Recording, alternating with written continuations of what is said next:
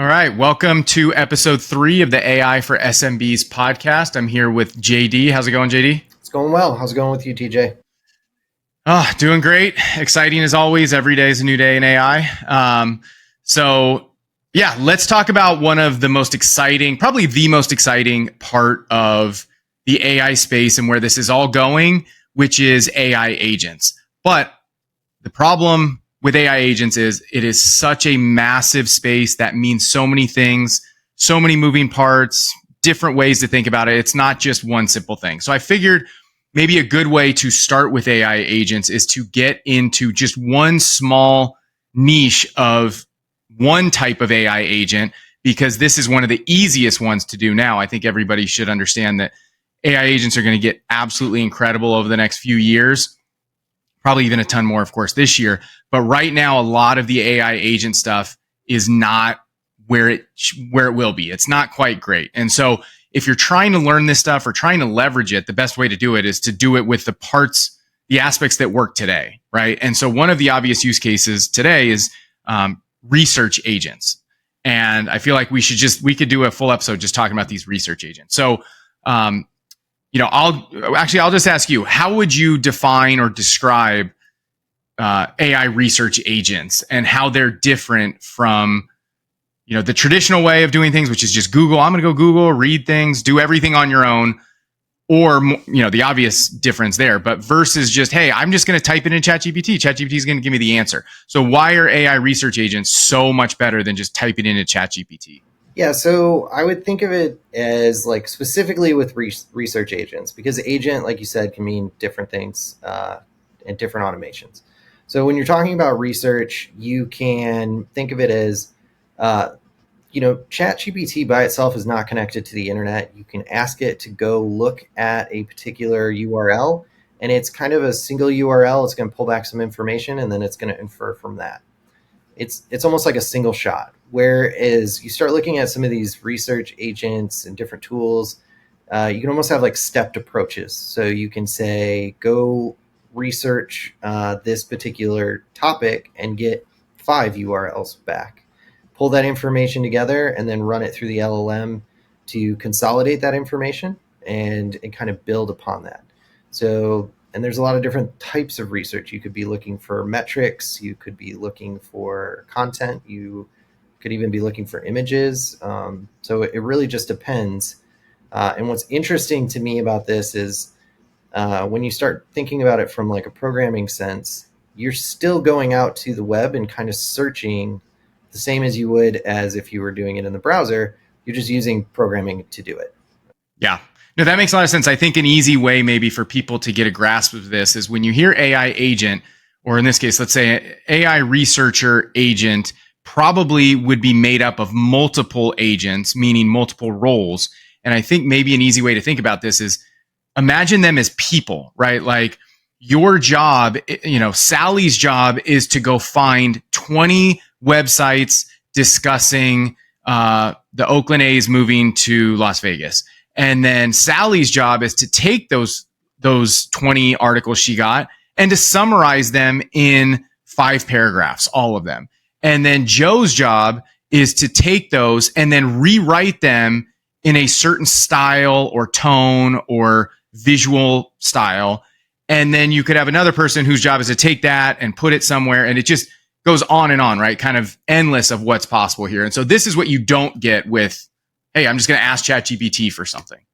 Yeah, and the other one I think it's important to note is that you also have a supervisor, right? So these agents have like a supervisor that kind of tells the other agents what to do.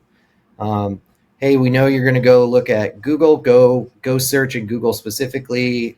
Sally, I want you to go look at Reddit, pull articles back from there. It could be like explicit websites, or it could just be like a general search, right? And then maybe there's an editor or a writer, and each one of these roles, you think of it as they each get their own prompt and their own task that they're supposed to perform, and then they present that back to the supervisor, who then is determining where it goes next, right? Yep. So yes, I think the power of this is just incredible. And I think the other way to think about this is, again, you can string these agents together, which again, just ChatGPT, you could ask it and it might write you a report or something. But with these agents, not only can they do way more research, way more different types of writing, different formats, you can actually tell it to do, write something multiple times, right? Or like, hey, create 5 blog posts from what you found, not one, right? Create all 5. And then you can say, okay, I want you to take those 5, and then I want you to turn those into a newsletter. But first, before you do that, you need to consolidate the information, right? So take each blog article that's 1,000 words and turn that into 5 short, 1 paragraph each about each of those blog articles, and put it in a newsletter format, right? And this can all be one AI research agent, or just really one agent, right? I wouldn't say it's like one agent. I would call it that, like a multi-agent. You kind of have multiple different agents working together in there. Yes. And like to think about it another way too is you can also have human interactions in there. So as this agent is performing tasks, you can tell it to have it be reviewed by a human. Do you accept, like thumbs up, thumbs down, and before going on to the other task, right? It doesn't have to just be autonomous. You can have a human in the loop. So yeah, let's talk about that. So you already mentioned, I didn't say anything about it. You're totally right about, I think a lot of people probably have a misunderstanding about AI agents, just like you said, of like, okay, well, I say do something, and then at the end I get some output. It's probably going to stink, but number one, you can have an AI supervisor. So literally you tell the supervisor, just like you would a person, right? You got a supervisor on your team who's managing all the employees under them and all the work they're doing, right?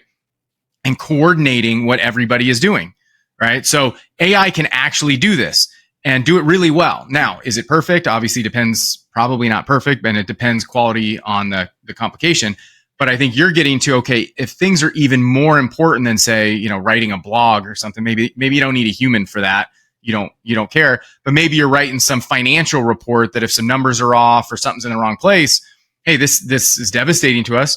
Even not just at the end, do you have to give a yay or nay? You can actually have in the middle of the process, hey, bring me all of your information. Let our human analyst review it first. Then once we know that's all good, then go on to step 2, step 3, step 4. So that's the human in the loop, right? Right. Think about it when ChatGPT asks you if the result was good or not, right? Like that is a human in the loop. It's thumbs up, thumbs down. You can do the same thing with this agent, for instance, where maybe it brings a bunch of articles back and a bunch of URLs, and you want to know what those URLs are. You could think of it as either you want to look for your competitors' information, or maybe you don't. Like either way, you could have it pull information back and then basically say plus or thumbs up, thumbs down. This is the kind of information that I want you to look at before moving on to the next task. Yeah. And this is where all of this is going, right? Again, I know we're just talking about this research agent thing, but the idea of creating a multi-agent, like you said, where you've got a bunch all working on the same goal, the same big picture goal, but they have individual roles or jobs to do, having a supervisor there. And again, even though we're only talking about researchers, just at a high level to give people the idea of where this is all going, is this multi-agent with supervisor, with leaders and agents having roles beneath that, right? Yeah, I would say that 2023 was the year of GPT and prompts, and 2024 is like the year of agents. And what that means as an agent could mean multiple different things, but this idea of different agents working together is becoming more and more popular. I would say that, like, at least what I'm seeing is there's a lot more like programming going into it. So you're not just saying like go out and do everything and it's fully autonomous. It's more like guided specific tasks that you want to get done. Like if you were thinking about doing company research, it would be pull metrics about this company for the past 5 years that are specific to profit, loss, gain, stuff like that,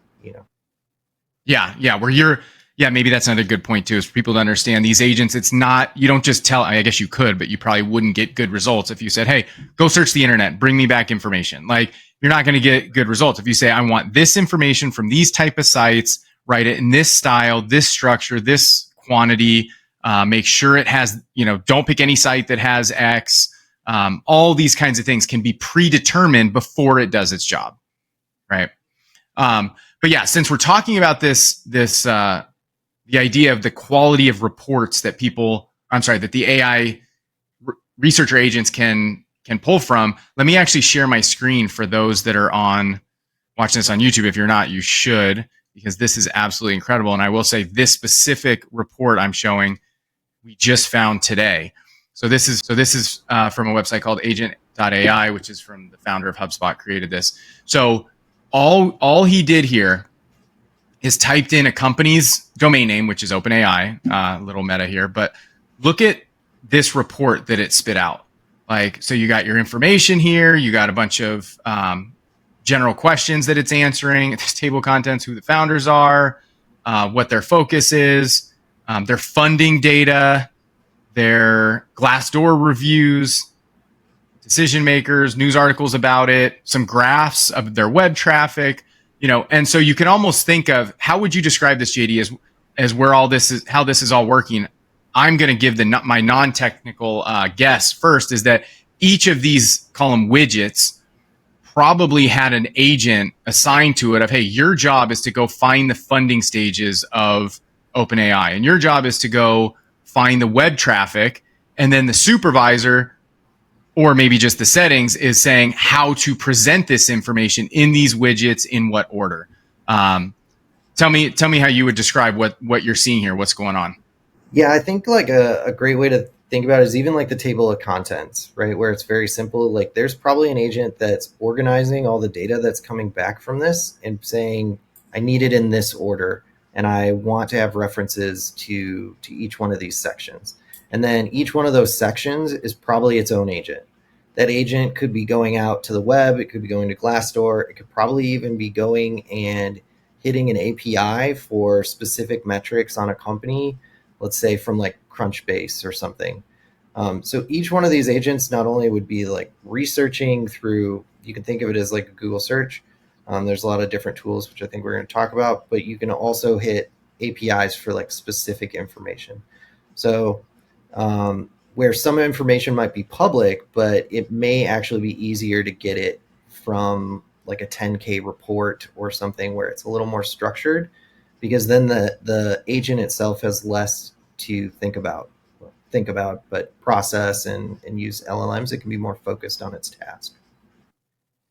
Yeah, no, that makes a lot of sense. And I even glanced at some of this. You can tell, I think some of it's not even correct. So again, just to go back to this idea of this, the goal here is to show you what's possible, but not to say that it's 100% perfect, right? So I think I was looking at this. I think some of the funding information wasn't right.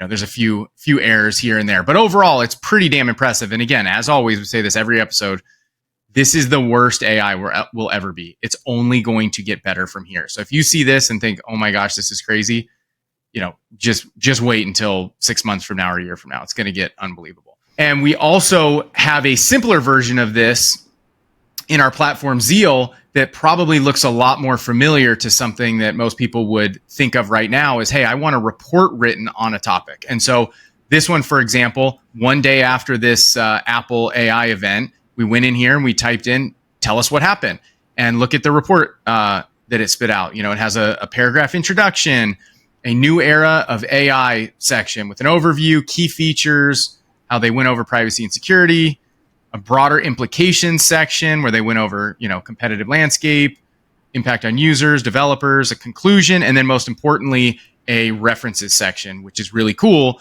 to have that, which I know a lot of people are frustrated with ChatGPT that it doesn't have that. So this is the kind of thing, and so people understand, this is actually, I think, what, JD, 6 or 7 agents in the backside of Zeal.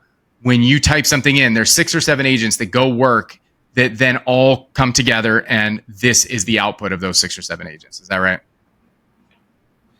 Yeah. Just for like some clarification, when we're talking about agents, again, it's like the agent is the task that's trying to be performed. So as part of this, where we're starting to get a little deeper in the weeds, is Not only is it using agents, but it's using tools.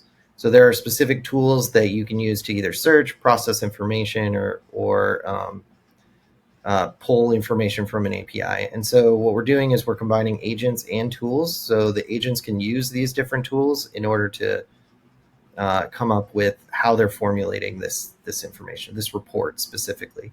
So if we wanted to add more tools to this report, not only would it go out and find information on, what Apple said that day, but we could also have a tool and an agent to say, go look at, impact of Apple stock the day after the release of their new artificial intelligence, so the WWDC. Yeah. Well, that's a great point. So speaking of tools and maybe getting into this may be a little in the weeds, but at least the idea is to get people the framework of what's possible and understanding the exact tools and concepts of how to use these. Let's talk about SERPer here, which is one of the tools you're talking about, correct? Yeah. So SERPer there's a bunch of these. There's like SERPer API. You can actually just use Google, but they're all of the same concept. So basically what it means is it is a search engine results page. So just like you would see a results page on Google, what it's doing is it's taking the organic results from that page and putting them into a format that is programmatic, and that an LLM can then take and say, oh, I recognize that this is the first search, and I'm actually going to take this URL and then go scrape that information. So rather than actually launching a browser and clicking and all those interactions are very costly and expensive. So instead, it's just doing this through an API. It's saying, go get these search results, pull them back. And then you might have another tool that says, okay, now that I see this page, I actually want to pull the information from that page and put it into the LLM and process it that way. Yeah. So you can see here by me typing this in once, these are all, you can almost think about these, right, as the links that would be in Google if I went and manually typed this in, right? So it's just giving, what is this, like 10 or 15 different ones, just like a Google search, but you don't actually have to do it in Google. And then it makes it easier for the code to grab this information, or for all the behind the scenes processes. Yep, exactly. So again, this one's a little more developer. I'm sure this is scaring people, just like, honestly, it scares me looking at this. But again, that's why you need people to just kind of do this for you. But the idea is to know how it works and how it's possible. So here's let's talk about, go ahead. Yeah. Really quick. I mean, like, I know this part looks scary, but the thing is you really don't need to know what it's doing or how it's looking. It's just what's happening. Exactly. And so the AI itself knows what a SERPer or what a SERP is, or a SERPer API is. It understands how that API works, and it's just firing those requests. It's saying, I recognize what this is, so I'm going to handle it for you. Yep, exactly. Okay, so let's talk about one that's maybe a little more user-friendly, which is Perplexity. How would you describe Perplexity, and what has you excited about it, or at least the concept of what it does? What I like about Perplexity, and I know there's like a lot of debate on how to use it and different things, but it's going out and processing information more as a search engine. So it's pulling information from multiple different sources and then telling you where those sources came from. Most of the time, it's also looking at different images. It can give you other searches. So it makes it feel like a traditional like search engine, right? But it's also looking at things like Reddit, TikTok, whatever, to pull that information back and then give you a longer description. The other thing that I find interesting about this is it also has an API. So you could have a Perplexity tool that you would connect to an agent that could go out and use this along with SERP and some other tools that we'll talk about. But it's really just expanding beyond just I want a search results page, and instead I want more of an experience of pulling all this information together for me. Yeah, and I know Perplexity is getting a lot of heat right now and has been for the last few months. A lot of people are loving it, saying they're going here instead of Google. Although there is a lot of people talking that it wouldn't be crazy to think that ChatGPT could just replicate this and kind of maybe not crush Perplexity, but they don't actually use their own models, right? Almost like even if you were doing your own agent, you wouldn't be using your own models. In order to train your own model, that's incredibly costly, right? And so, of course, exactly. There's even like open source versions of Perplexity. I'm not saying that they are like as good, but the idea is like Perplexity is putting this together for you. If you're not as technical, then like it's a great tool to kind of consolidate information. Mm-hmm. Yeah, absolutely. Okay, so let's go a little deeper then. Let's talk about this one, exa.ai. How would you describe this one? Exa is definitely more of like a developer tool, but again, it's able to be used in different agent like GUI or user interfaces, right? So there's things like Flowise, which basically, if you think of something like make.com or Zapier, where you kind of have like a user interface to connect things. Flowise is very similar in the sense that you can make agents and connect them through that. It's a good way to kind of build agents when you don't necessarily want to do it programmatically, because it's easy to change, right? And so again, this Exa tool is able to go out and search and pull different results back, and then it has a whole list of different AI pieces behind the scenes that are definitely in the weeds, like RAG and how it can actually store this information and connect different things. So you can even see, like what you're looking at right now is like Chroma and Pinecone. Those are like databases for LLMs almost, where you can store. It's called vector storing, but like you can actually store information that you want to retrieve at a later date because it's doing essentially a similarity search. So I would say like this is like, how would you describe that at a high level? I would call it an easy way to plug in a more advanced search so that you could use it with your other agents in your tool set. So you could have a agent that says, go find these different things in SERP. And then you could have an agent that is either pulling that information back through scraping. And then you could have another agent that says, like, go out and use Exa to get the best data that you can find around these different things, and then potentially like store it for later use. Yeah. No, that's amazing. And again, for the type of people who are watching this, it's not that you need to know all the details of what he's saying. It's just knowing that this exists, that this is possible. This is where the space is of these agents or these platforms like Flowise. They can integrate with this Exa that does really deep, high quality research, and how these can all work together. Like everything we've shown right now already, like can kind of work together. A really cool use case that I saw, and TJ, you and I talked about it, is like the one that you shared with, basically it was a Google Doc, and a developer went in and made it so that it was an extension for Google Sheets. The user could put in a list of emails or people's names or companies even, and then just automatically do a function essentially in Google Sheets, and it would go and search all those people and return information back directly in the Google Sheets. What's interesting about this is, it might be difficult to actually like build that extension, but to use that extension is really easy. All you have to do is load it into Google Sheets, put in your key for Exa, and then put in the information that you want it to search, and it'll go out, pull that information, and then put it into rows that you can then use, right? That maybe you're as more like traditional business use case of using Excel, right?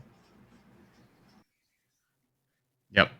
Yeah. I mean, the use cases of all this stuff is incredible. As I always say, at this point, it's all about imagination, right?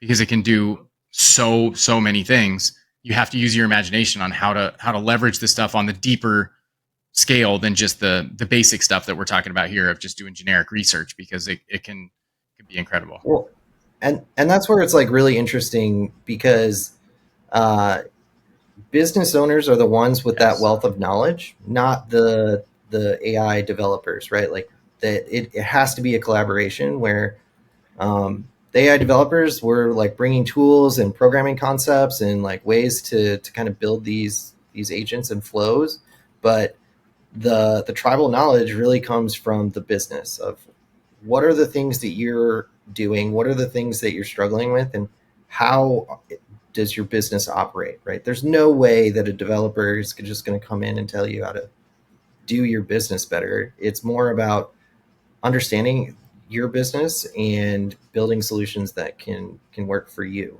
right? And what's great about AI is and LLMs is that you still need that knowledge from the business, but it just makes it easier to work and come up with outcomes uh, rather than very rigid, structured data. LLMs allow it so that like the unstructured knowledge that you have, you can access in an Yeah, easier that's way. amazing. And I think seriously, we should probably put that at the beginning of every episode is if you're smart enough to be listening to the show, to having at least a baseline understanding of what's capable with AI, and you also are a traditional business owner or somebody in the business space who understands, you know, what your systems, your software systems are doing and how you could potentially merge these two, that's where the gold is because you just hit it.